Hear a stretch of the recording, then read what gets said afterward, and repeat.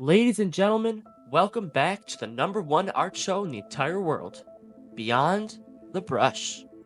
This is the show where we talk about our favorite artists, such as Da Vinci, Michelangelo, Picasso, Van Gogh, and anybody you can really think of. We've covered them. On this week's episode of Beyond the Brush, we are going to talk about the legendary painter, abstract expressionist, color field painter, the man who changed the way we view art today in its simplest form. This man is the one and only Barnett Newman. Barnett Newman was part of the giant abstract expressionist movement that appeared in New York City in around the 1940s and 1950s. This movement was so huge because it was the first time New York City was the center of the art world. The entire movement was aimed for one thing and one thing only: to create free and expressive art, to hold many emotions. If you remember back to some of our earlier episodes, we talked about Jackson Pollock, Willem de Kooning, and Mark Rothko. They were also some of the giant abstract expressionists appearing at this time, and they were also leaders of this movement. Let's just cut to the chase.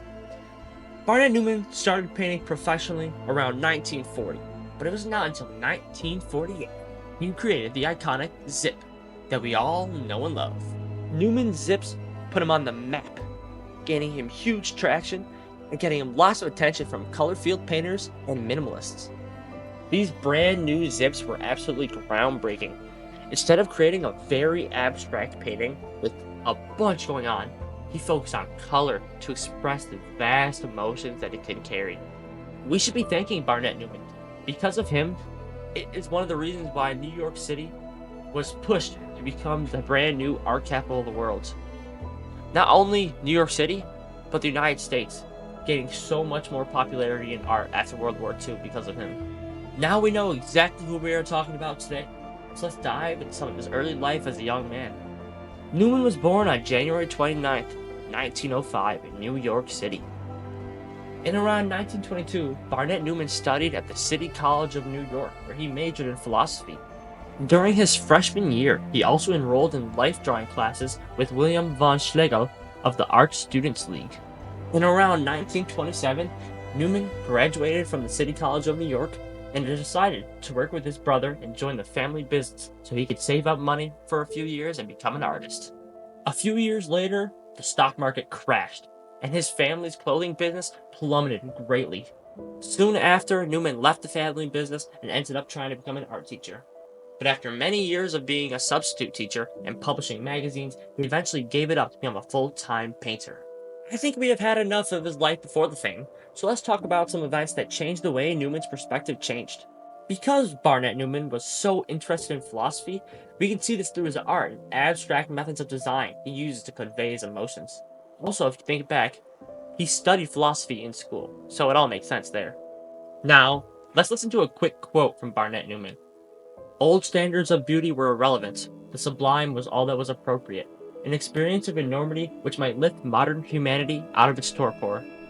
Newman said this because he believed the modern world had rendered traditional art and styles invalid. Now that we know so much about the great Barnett Newman, let's transition and talk a little bit about some of his work. Since we already know how iconic Barnett Newman is, it is only right to start talking about the piece that started it all, 1 Mint 1. Now, this was the very first painting that he made with the iconic Zip series. Now let's look deeply to see how this beautiful work of art was made. He first starts off by laying down a layer of crimson-colored painting on top of the canvas. Next, he applies masking tape on top of the background. He then proceeds to paint over the tape with cadmium orange. As he was going to remove the tape from the top of the painting, he instead left it right where it was as an experiment. Now, Newman had no idea what was going to happen with the painting, but I bet you now he is extremely happy with the decision that he made. This painting not only looks amazing, but it allows the viewer to feel something new. This feeling of emotions can only be described as spiritual. Not only do you get a sense of spirituality, but you get a sense of our existence as well. When Newman was in school, he studied philosophy. Now this can be directly related to the zips on how you feel emotions. Now that we have a grasp on what Barnett Newman has made, let's take a look at one of his other paintings. The next painting is called Cathedra, and it was made in 1951. Cathedra is also in the Zip series, just like many of his other works of art. For me, the reason this excellent work of art stands out is because of its large size and deep blue colors. The painting stands at a whopping 2.5 meters high and 5 meters wide. Because of its enormous size, Newman encouraged people to get close to the painting when looking at it. He wanted you to be so close that it was like your eyeballs could feel the painting up on the walls. He claimed that because of the colors and size, it'll make you have a special experience from it. Newman exclaims that when he was making this painting and putting the colors together, all he could think of was the throne of God. That is where the name comes from. Well, now that we have seen and talked about a few of his most important pieces of work, let's take a look at the philosophy of the art at hand. Many of his large-scale paintings in deep colors can be closely related to how Barnett Newman sees the world. Not only does it show what he sees, but his voice as well. His voice in the abstract expressionist world is profound, and he wants to share that with the people of this world. The magnificence of his paintings is not meant to be depicted by just one line. There's so much more to show than that. And that's why, on Beyond the Brush, we absolutely love Barnett Newman. So far on today's show, we have covered many parts of the great Barnett Newman. But let's take the last part of the show to talk about his legacy that Newman carries. Barnett Newman's legacy is one of the profound influence on the art world. He is much more than an artist. He was a huge role model for many artists around him. His extremely famous Zip series has paved the way for abstract expressionists to blossom. Not only did he have such a massive impact on abstract expressionism, but he influenced the entire next generation of color field painters and minimalists. When Newman released his paintings, they were not the most popular in the entire world. It took almost up until the late 1960s for his paintings to get an extreme amount of traction. As of today, if we look at some of Newman's paintings, we would be able to see how influential he actually was. Before we get to the end of the show, I want to talk about how artists like himself and critics thought of his work. As I had previously mentioned, when his work was first released, many artists thought it was terrible, and this was even including some of his own peers that hated his work. During the same time as Barnett Newman, there was a painter named Robert Motherwell.